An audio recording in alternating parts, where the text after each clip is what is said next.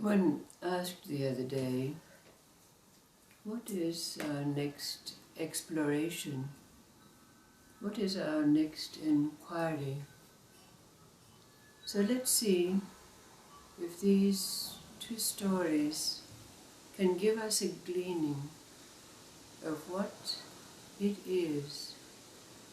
The first is that story about the great emperor of Japan who revered and respected the Zen master Cao Cao. So one day, when the emperor was visiting Cao Cao, he was kept waiting in the reception room of the monastery for some long while before he was admitted into the private chamber of Cao Cao, who was still in his bed wearing his night attire. But the emperor was not offended or affronted by this. In fact, he even revered and respected the Zen master even more.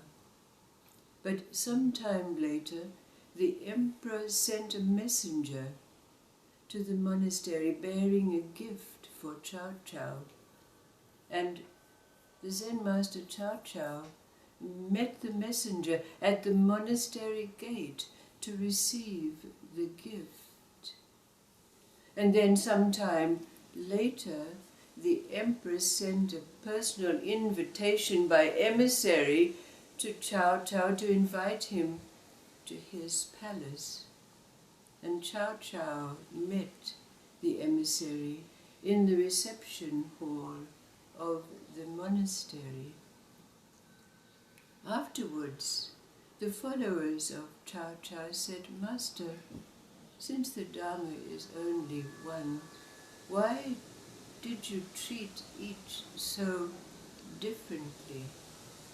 And Cao Cao, the Zen master, replied, "Those who don't know and don't know that they don't know, I meet at the monastery gate and give common courtesies.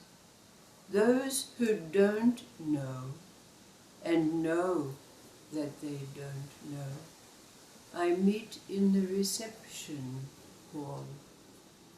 And those who know but don't know that they know, I invite them into my chamber to see my real face."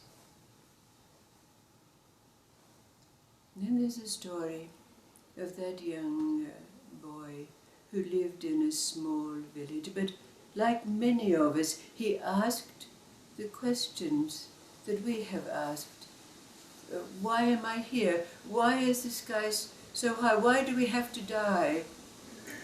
But as he grew, the questions got deeper and deeper until his thirst was so great he said to his father, "I want to know the secrets of God." And his father was a wise man, and he said, "Oh son, there is no one in our village that knows and can teach you God's secrets. You will have to go and seek out one who knows and can teach." So the father and the mother gave the son a small package and hugged him and gave him their blessings and sent him on his way to the master that had been named. Now when the young man came into the presence of the master, the young man said, I've come to learn the secrets of God. Will you teach me?"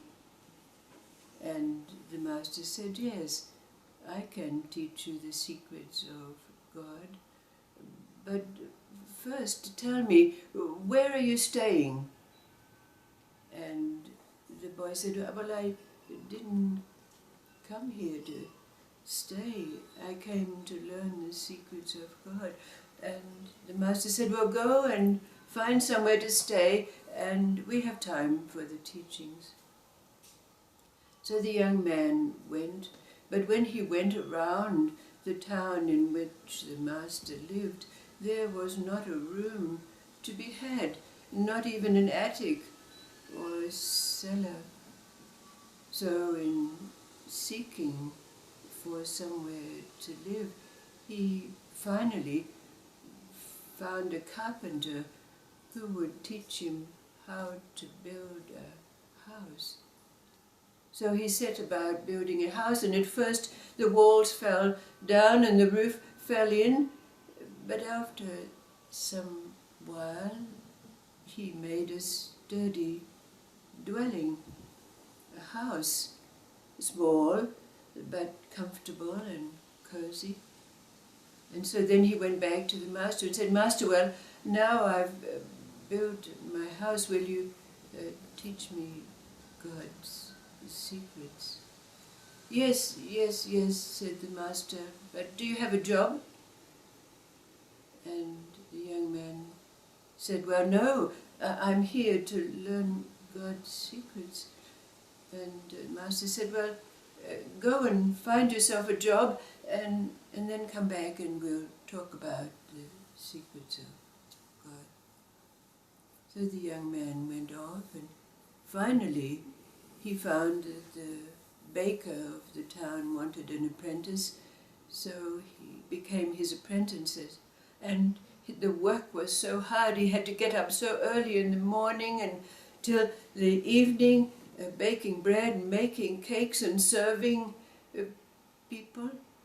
But finally he mastered the arts of baking, and then he took a basket of those goods that he had himself baked and took them to the master and said, well, master, and now I'm working, I have this job, and here's what I've been able to achieve.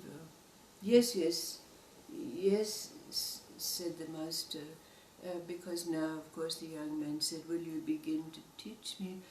And the master said, well, are you married? And the young man said, no, I have no thought of marriage because I just want to learn the secrets of God. And the master said, well, go and get married, and then there'll be time to teach you the secrets. So, of course, the young man was really getting a little bit impatient and frustrated with all of this, but, you know, he obeyed the master, as was his wont. So there was a young girl that had been coming into the bakery that he'd got to know, and he invited her out, and they had picnics, and as this, of course the story goes, they fell in love and they got married.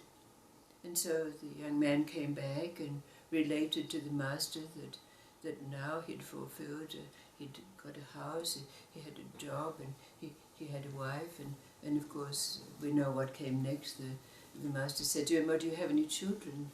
And of course the young man said, I hadn't even thought about children, but of course he wasn't at all surprised at this request of the master.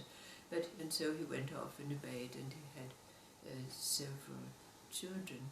And then he came back, and the young man said to the master, well, Master, I've obeyed everything that you've told me to do. I have a house, I have a job, I have a wife, I have children.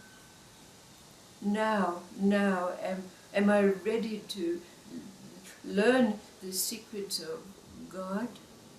And the master, to his great surprise, said, no, you're not ready yet.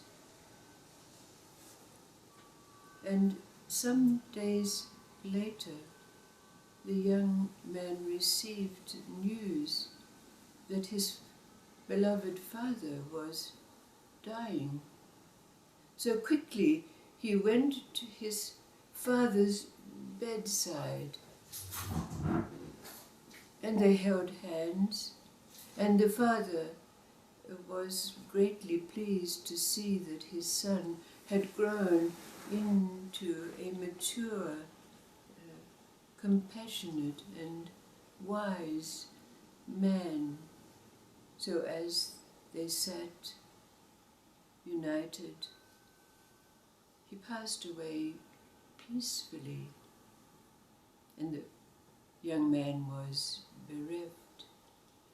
He had never felt such sadness and emptiness in all his life. And in the days that followed, when the sadness almost enveloped him, he remembered his father. It was he who gave him the advice to go and seek what it was that his heart and soul desired. And the young man came back to a place. So he came to the master, and the master said, "Yes, now you're ready. When you came, you were looking for God out there in the universe. And then you turned inward and found the ability to create, to make a house. You found the ability to have integrity, dedication and service to work. You found love and companionship in a wife. You found the ability to care and love deeply for your children. And then you were able to experience the depth, the pain of loss and grief, and yet return to a state of balance, harmony. You have found the secrets of God. You need not learn them from me. No longer turning outward, but turning inward. You have learned all that there is to learn of the secrets of God.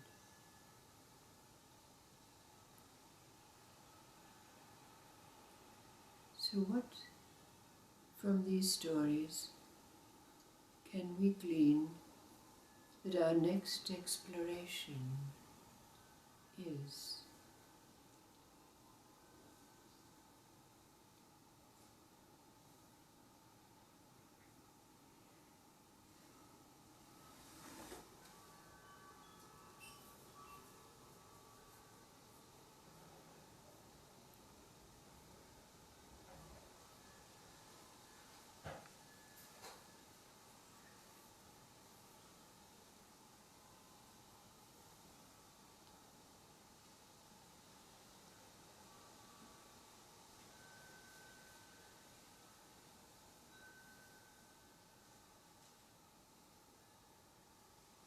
Have you looked in the mirror of life, seen God's face, and pressed your nose against the mirror? That which we need to do before we can acknowledge, accept and realize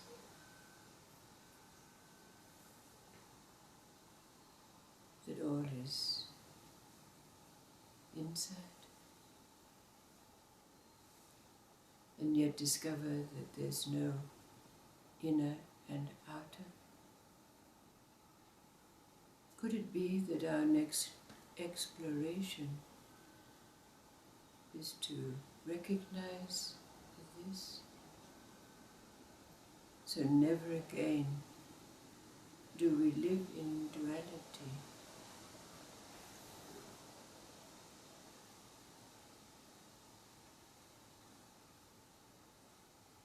Is this our next exploration? To claim that there is no inner and outer.